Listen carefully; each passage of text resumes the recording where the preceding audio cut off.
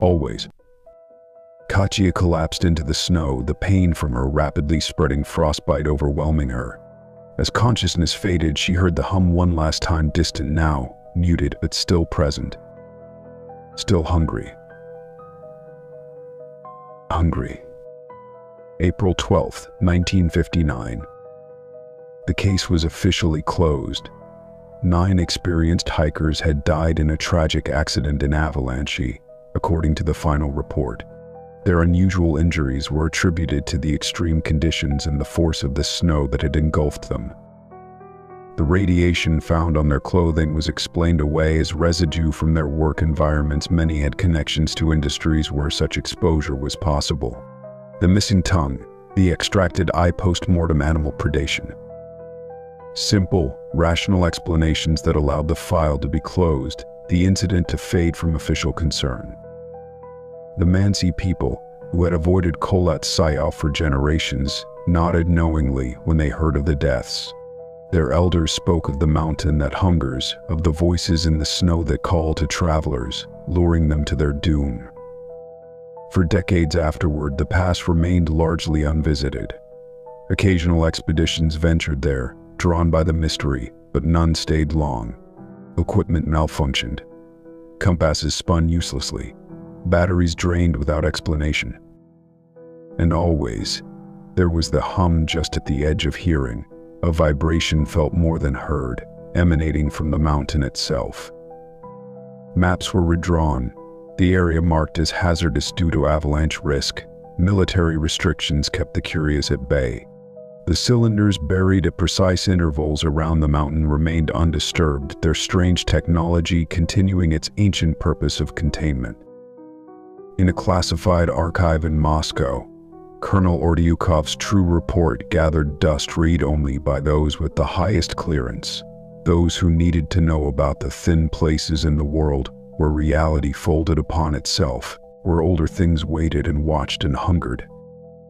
His final recommendation remained in effect for decades. The Kholat Syakhl anomaly is contained but not neutralized. A containment technology is of unknown origin but appears stable if undisturbed. Recommend permanent quarantine of the area under guise of military testing grounds. Under no circumstances should the cylindrical devices be removed or tampered with. The mountain kept its secrets. The wind carried whispers of those it had claimed, and in the snow, eyes that were once human watched eternally, recording, experiencing, waiting for the next travelers to stumble upon this fold in the world. 1 year later, Katya Volkov sat in her small Moscow apartment, staring at the blank document on her laptop screen. Outside, spring was finally asserting itself, the last of the winter snow melting from the streets below. Her hands bore the marks of that day on the mountain frostbite scars in precisely the pattern documented on Lyuda Dubinina's body. The doctors had been baffled by their sudden appearance, by the perfect symmetry of the injuries with those recorded 66 years earlier. The official report on their expedition was brief and sanitized. Dr. Kuznetsova and Katya Volkov had been rescued after their guide, Dmitry Sokolov, tragically died of exposure. No mention of missing eyes, of radiation, of voices in the snow. No mention of Mikhail Volkov or Lyuda Dubinina, both of whom had vanished before the rescue helicopter arrived. Lena had embraced the rational explanation eagerly, her scientific mind reconstructing events into something she could accept: a series of hallucinations brought on by extreme conditions, by isolation, by the power of suggestion in a place with such a dark history. But Katya knew the truth. The journal she had kept, the recordings, the photographs developed from the impossible camera, all had mysteriously disappeared during their medical evacuation. All evidence erased, save for the scars on her hands and the memories that woke her screaming in the night. She had resigned her position at the university 3 months ago. Her obsession with the Dyatlov Pass incident had been replaced by a desperate need to forget, to escape the knowledge she had gained on that mountain. But forgetting proved impossible. Not when Mikhail appeared occasionally on crowded streets, watching her with unblinking eyes before vanishing into the flow of pedestrians. Not when she sometimes caught glimpses of Lyuda in reflective surfaces, her mouth moving in words Katya could almost understand. Not when the hum sometimes rose from the ground beneath her feet, no matter how far from the Urals she traveled. With a sigh, Katya closed the blank document. She had intended to write it all down, to create a record of what had really happened. But each time she tried, the words would not come. Or worse, different words would appear on the screen, words she had not typed, in languages she did not know. Her phone chimed with a notification, a message from an unknown number, containing only a link to an X post. Against her better judgment, she clicked it. The post was from a hiker currently in the Urals, not far from Kholat-Syakh. Strange sounds on the mountain tonight, like voices in the wind, calling my name. Others in camp heard it too, almost musical, rhythmic. We'll investigate tomorrow. Attached was an audio file. Katya's finger hovered over the play button, trembling slightly. She knew what she would hear: the hum, the voices, the calling. She closed the browser without playing it, but the damage was done. The entity was reaching out again, using new tools, new technologies, finding new ways to experience, to collect, to study. Reaching for her coat, Katya made a decision. There were others who needed to know, the few who might believe her, who might help strengthen the containment before more were lost. Special Department 42 might be gone, but its successors remained, hidden within the modern Russian security apparatus. As she left her apartment, she felt the weight of the knowledge she carried of ancient entities that existed in the folds of reality, of technologies left by unknown visitors to contain them, of the fragility of the barriers between dimensions. And she felt the eyes watching her, brothers, Lyuda's, Dimitri's, and older ones, inhuman ones, gazing through them from that fold in reality on a remote mountain. The wind whispered around her as she stepped onto the street, carrying a sound just at the edge of hearing. A hum, a call, a reminder. They're still there, it seemed to say. They're always there, watching, waiting, experiencing. Katya pulled her collar up against the chill and walked faster, knowing that no distance would ever be enough. The past had answered her questions, but its answers had only led to deeper mysteries, darker truths. And somewhere in the Ural Mountains, the snow continued to fall on Kholat-Syakh, covering all traces of those who had come before, preserving their experiences in its cold embrace, their eyes still watching from within the fold. Waiting for the next to come. Waiting to collect. Waiting to experience. Forever. The last thing Yuri saw with his remaining eye was the figure standing over them, its form somehow both solid and insubstantial, like smoke given mass. The hum had become a chant now, words in no human language, vibrating through the very air. In the ravine below, Igor and the others heard Yuri's scream cut short. They huddled together in a shallow depression, using their bodies to share what little warmth remained. "We can't stay here," Zolotaryov said, his voice barely audible. "We'll freeze." Igor nodded grimly. They had fled without proper clothing, driven by a terror none of them could now articulate. Lyuda lay unconscious, her chin and chest covered in frozen blood. Rustem and Nikolai supported her between them. The tent, Igor decided. "We have to go back." "It's still there," Alexander Kolovatov whispered, waiting. Igor had no answer. The hum filled the ravine now, echoing from the walls of snow and ice. It was saying something he could almost understand it. "We need to move," he insisted. "Now." They began their ascent out of the ravine, their progress agonizingly slow. The cold had seeped into their muscles, making each movement an act of will. Above them, the stars wheeled in the clear night sky, indifferent to their suffering. Igor looked back once toward the cedar tree where they had left Yuri and Georgie. The small fire was visible, a distant spark in the darkness. Something moved near it, a tall, vertical shadow that seemed to sway slightly. Don't look back, Alexander warned, his voice strange and flat. It follows your gaze. But it was too late. The hum crescendoed and Iger felt something cold and alien touch his mind. Not a physical sensation, but an awareness they were being studied, examined, their fear cataloged with clinical detachment. Run, he gasped to the others. Run. March 21st, 2025. Katya sat across from Dmitri in their tent, watching him carefully. After finding him barefoot in the snow, they had treated his frostbite as best they could and gotten him into warm clothes. Physically, he seemed to be recovering, but he hadn't spoken a word since they found him. Dmitri, she tried again, speaking slowly. What happened last night? Where did you go? His eyes focused on her briefly, then drifted away.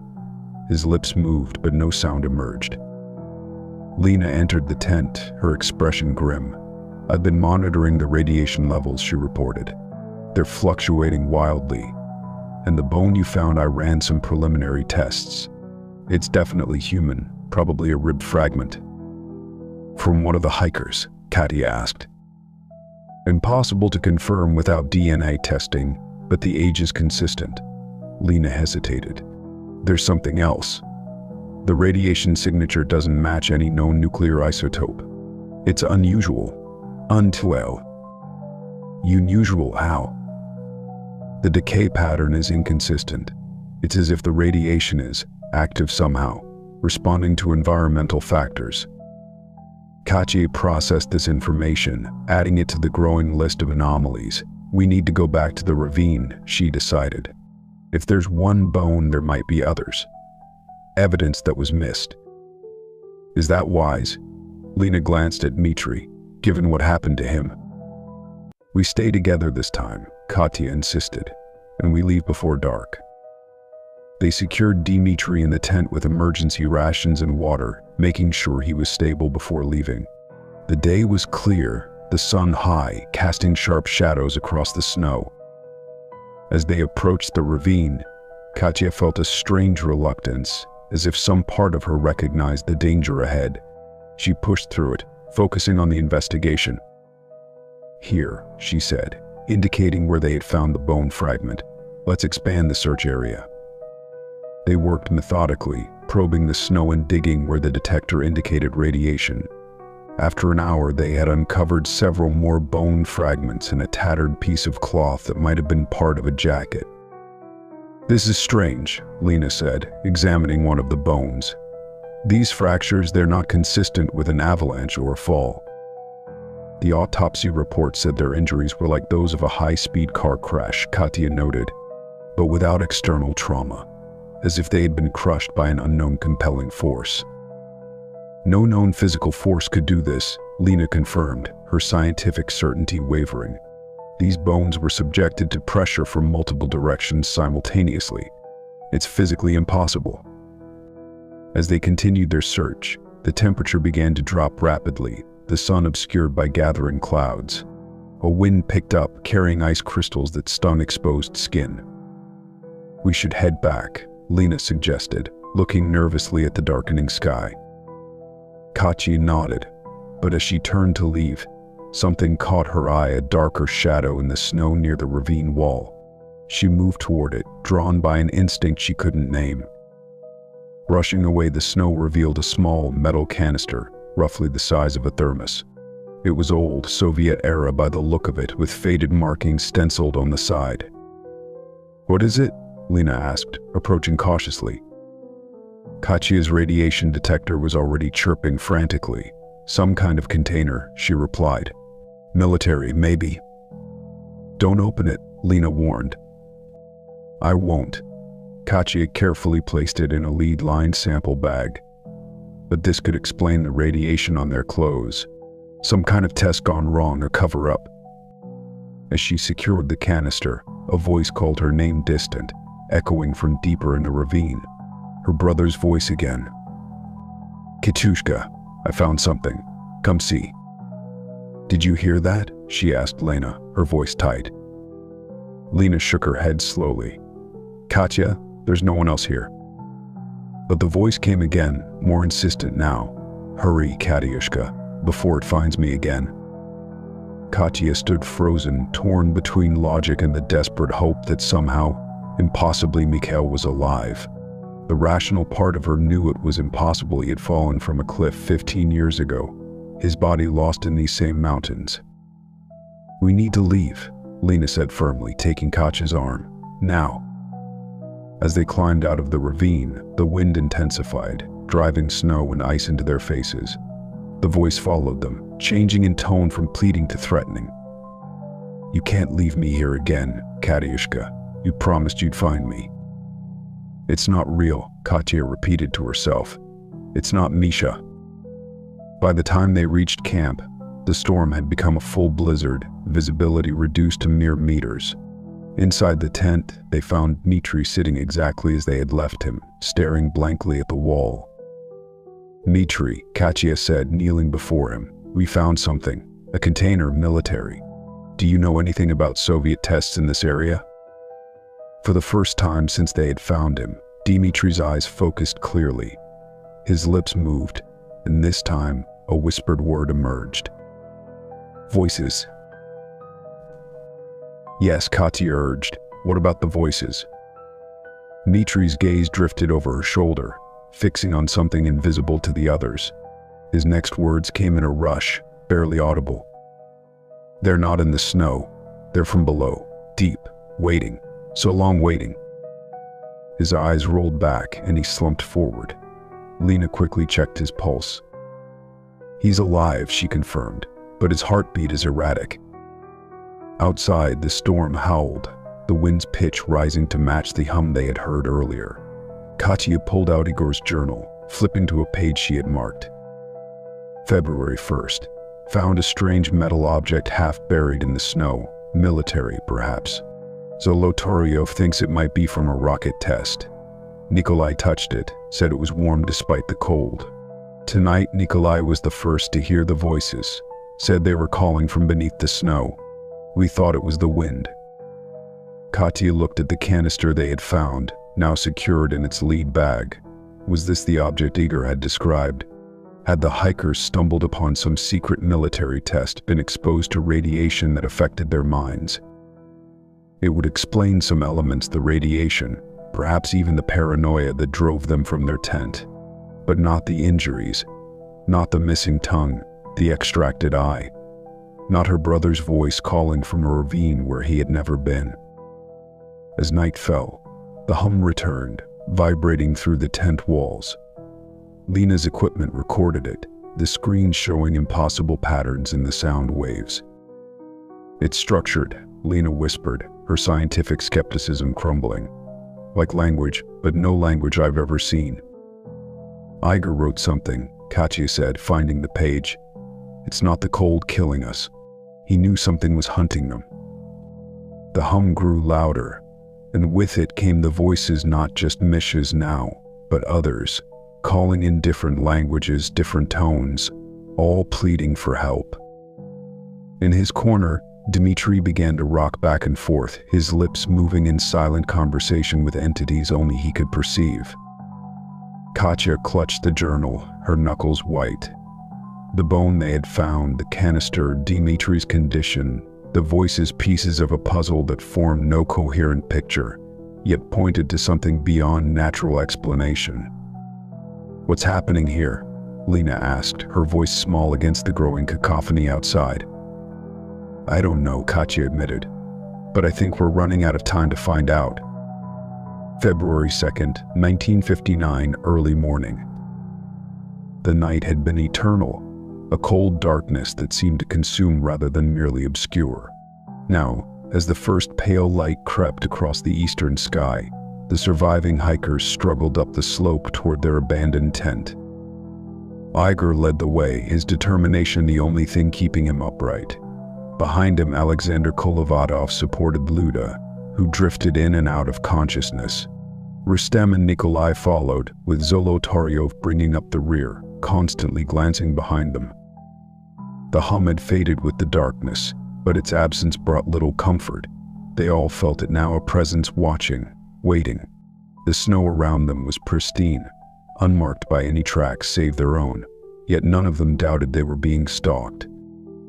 Almost there, Igor called back, his voice barely audible above the wind that had begun to rise again. "I can see the tent." The canvas structure still stood on the slope, a dark shape against the whiteness.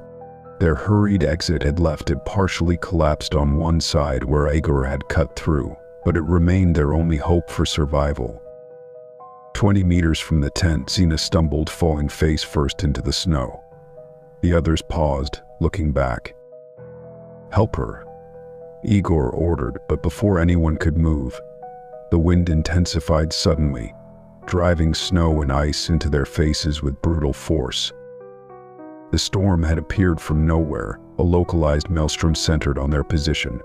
Through the swirling white, Igor saw Zina try to rise, only to be pressed down again by an invisible weight. "Zina!" he shouted, fighting his way back toward her. The others were caught in the same sudden blizzard, visibility reduced to nothing. Igor heard Nikolai cry out, then Alexander calling his name. The group, already fragmented by fear and exhaustion, was being scattered again. Igor reached Zina, grabbing her arm to pull her up. She looked at him, eyes wide with terror, blood trickling from her nose and ears. Her mouth moved, but the howling wind swallowed her words. Then Igor saw a shape within the storm, darker than the swirling snow, moving with deliberate purpose. Not human, not animal, but something that shifted between states of matter as he watched, solid one moment, vapor the next. The hum returned, vibrating through the ground beneath them. Zina convulsed suddenly, her back arching at an impossible angle. Igor heard a sickening crack as her skull gave way under pressure no human force could exert. He released her arm in shock, stumbling backward. The shape moved closer, the storm intensifying around it. Igor turned to run, but his legs gave way beneath him, the cold and exhaustion finally claiming their toll. As consciousness faded, he saw the shape looming over him, felt the hum enter his mind, sifting through his thoughts, his memories, his fear. His last coherent thought was of the tent, so close yet unreachable, and of the camera inside that contained the evidence of what they had seen. "It's here," he thought as darkness claimed him. "It's always been here." March 22nd, 2025. Morning brought a brief respite from the storm and the strange phenomena that had accompanied it. Katya emerged from the tent to find the world transformed, snow piled in drifts taller than herself, their equipment half buried. The landscape altered into unfamiliar shapes. Lena joined her, dark circles under her eyes testifying to another sleepless night. "The satellite phone is still dead," she reported, "and half our sensors were damaged in the storm." "How's Dmitri?" Katya asked. "Sleeping, finally. His frostbite looks better," but Lena hesitated. He was talking in his sleep. Names I didn't recognize. Igor, Luda, Zina. Katya felt a chill that had nothing to do with the temperature. The hikers. "Yes." Lena hugged herself against the cold. "Katya, we need to leave. Something is very wrong here." "We can't leave," Katya said firmly. "Not until we understand what happened. Not until we know if it's happening again." While Lena reluctantly began digging out their equipment, Katya returned to the tent to check on Dmitri. He was awake, sitting up in his sleeping bag, staring at the wall. "Dmitri," she said gently, "how are you feeling?" He turned to her, his eyes clearer than they had been since his disappearance. "I saw them," he said, his voice hoarse but steady, "in the snow, preserved like photographs." "Saw who?" "The hikers. Igor, Luda, all of them." He rubbed his face with trembling hands. "They're still dying, Katya. Over and over, it keeps them here." Katya sat beside him, fighting to maintain her scholarly detachment. "What keeps them here, Dmitri? What did you see?" The snow crunched beneath his boots as he moved along the ridge. The light was fading rapidly, the brief Arctic day surrendering to the long night. He should return to the others soon, but something compelled him onward, a glint in the snow ahead, metallic and artificial. Approaching cautiously, he saw it was partially buried, a cylinder of dull metal, approximately 30 centimeters long, with no markings or identifying features. Not Soviet manufacture, he was certain. The design was too sleek, too seamless. Similar objects had been found near other anomalous sites, the Tunguska event, the Podkamennaya Tunguska River Basin. Always in remote locations, always without explanation. Zolotaryov photographed it carefully from multiple angles, then reached out with a gloved hand. The metal was warm to the touch despite the sub-zero temperature. A faint vibration emanated from within, synchronized with the hum that he now realized had been growing steadily louder. Warning or invitation, he murmured to himself. He knew he should report this to Igor, share his knowledge with the group, but his training held him back. Such findings were classified at the highest levels. The others were civilians, students. They weren't cleared for such information.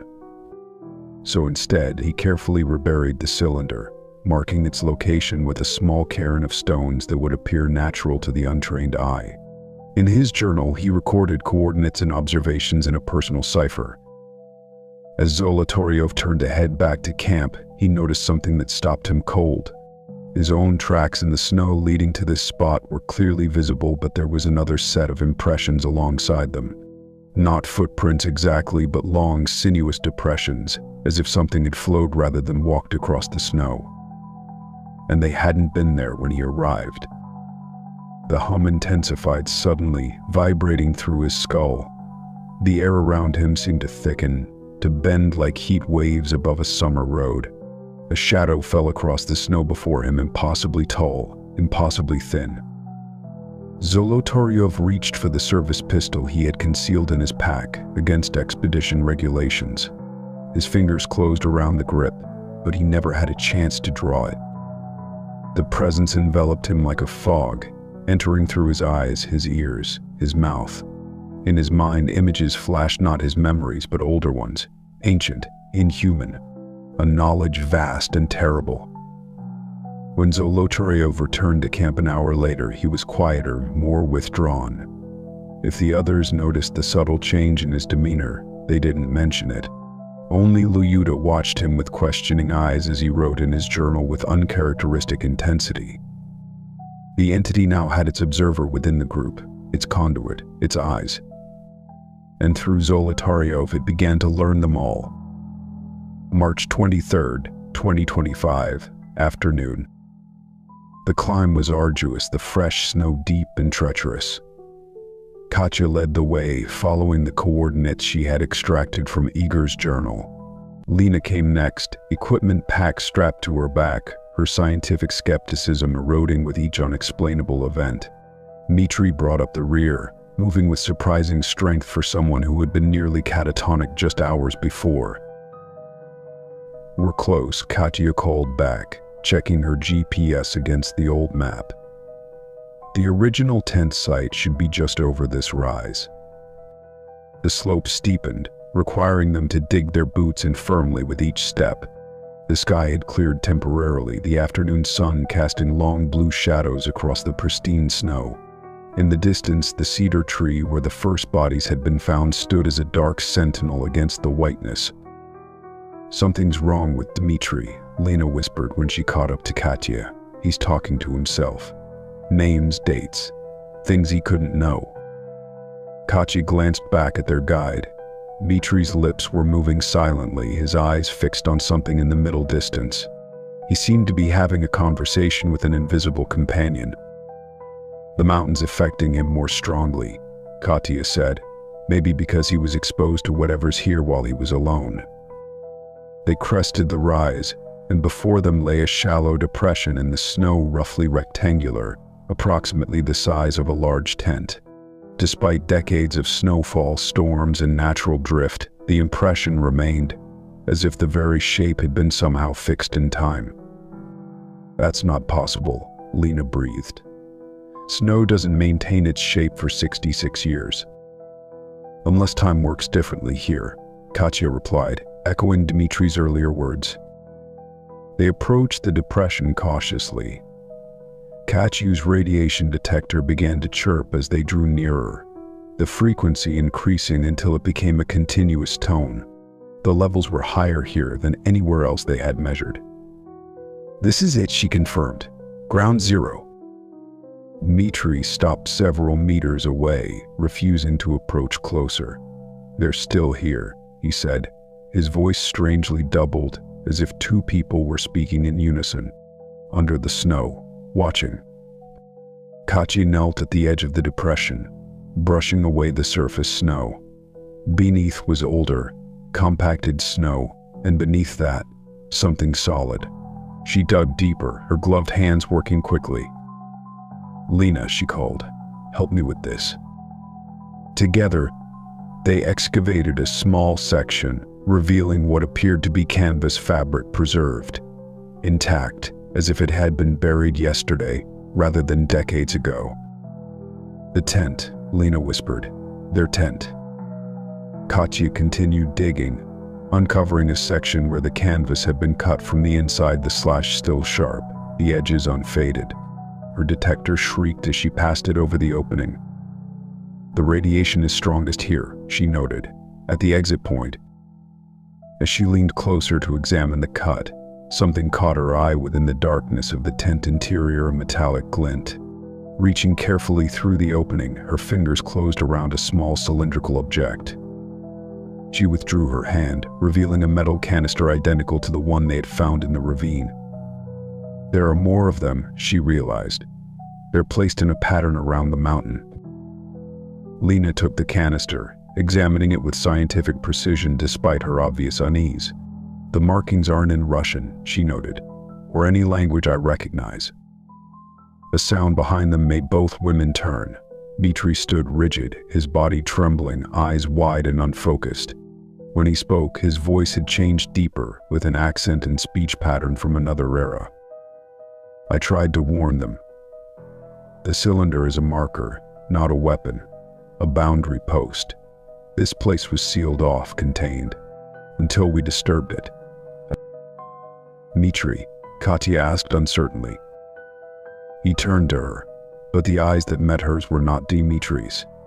They held knowledge, memories that belonged to someone else. "Zolotaryov," he said. "I was Zolotaryov, Special Department 42. We tracked anomalies, contained them. This one was old, ancient, before humans." Lena backed away, her scientific mind unable to process what was happening. "This is impossible. He's having some kind of psychological break." But Katya understood. The mountain, the entity, whatever it was, it preserved more than physical objects. It preserved experiences, memories, consciousness itself.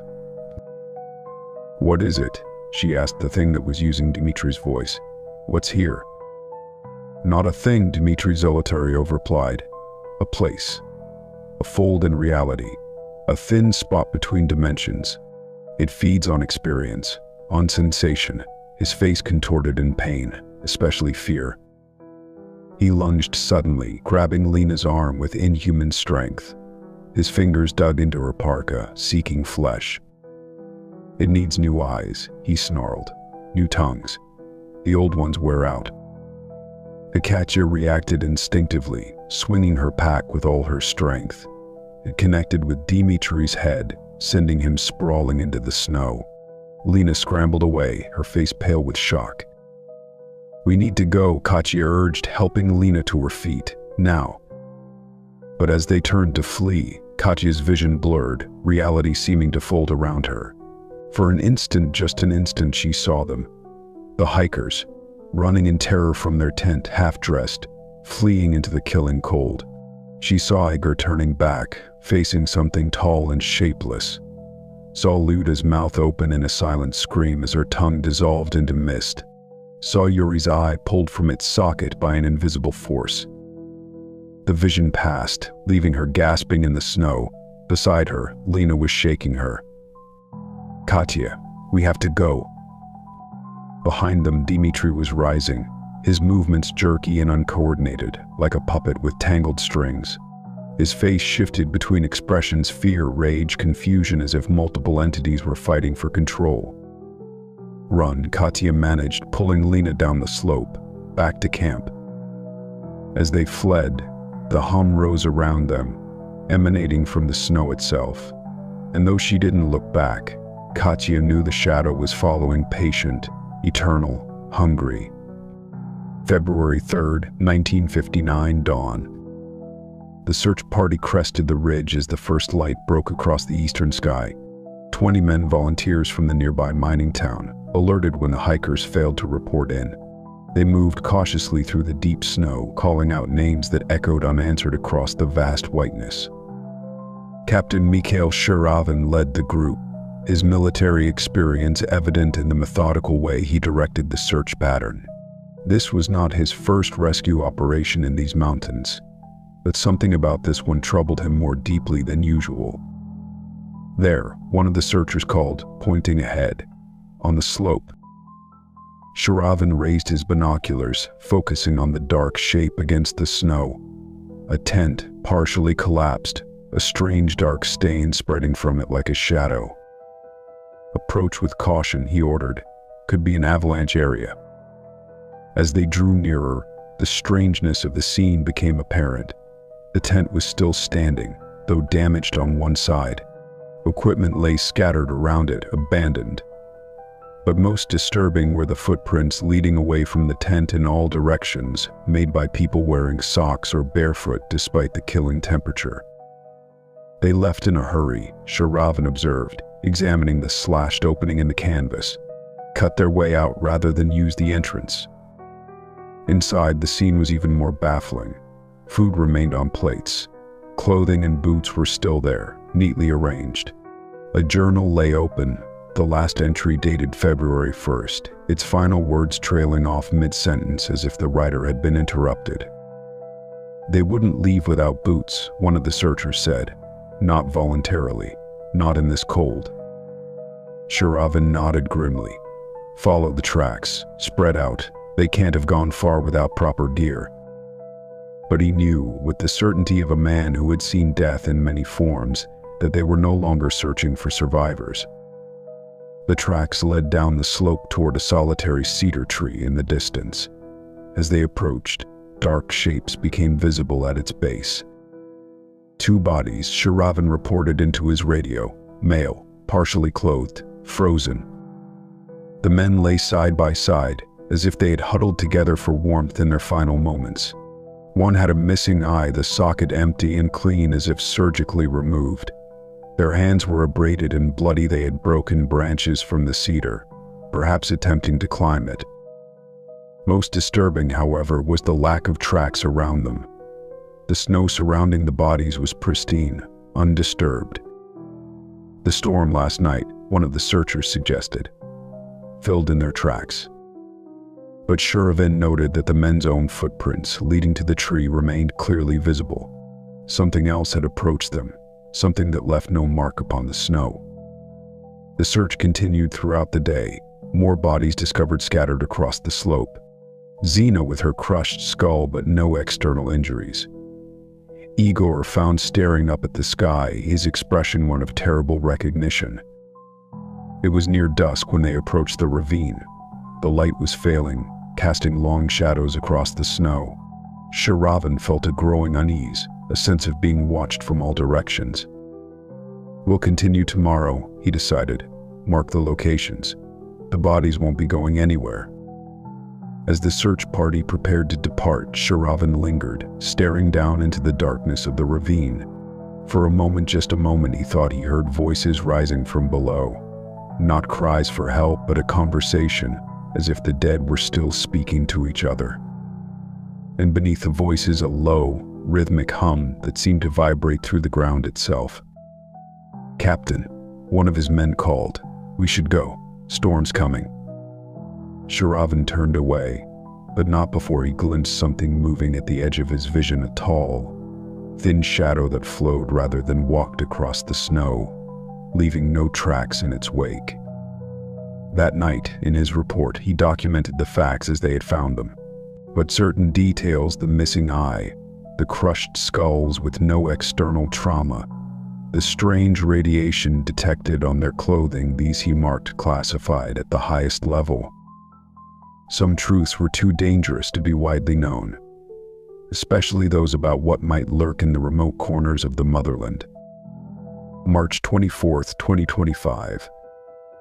They had been searching for Dimitri since dawn. After fleeing from his attack at the tent site, Katya and Lena had returned to their camp only to find it destroyed, equipment scattered, tent collapsed, their remaining supplies ruined. Something tore through it, Lena had observed, examining the shredded fabric from the inside out. They had spent the night huddled in the emergency shelter from Katya's pack, taking turns keeping watch. The hum had surrounded them constantly, rising and falling like breath, but the shadow had not appeared. Now, in the harsh light of day, they traversed the slope methodically, calling Dimitri's name with diminishing hope. He couldn't have gone far, Lena insisted, not in his condition. But Katya was no longer certain what was possible in this place.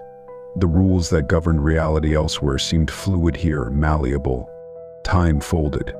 The dead spoke. Memories transferred between minds like viruses. "There," she said suddenly, pointing toward the cedar tree in the distance. "Something dark." They approached cautiously, the memory of Dimitri's attack still fresh.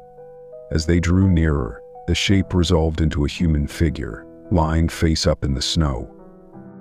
"Dimitri," Lena whispered, rushing forward.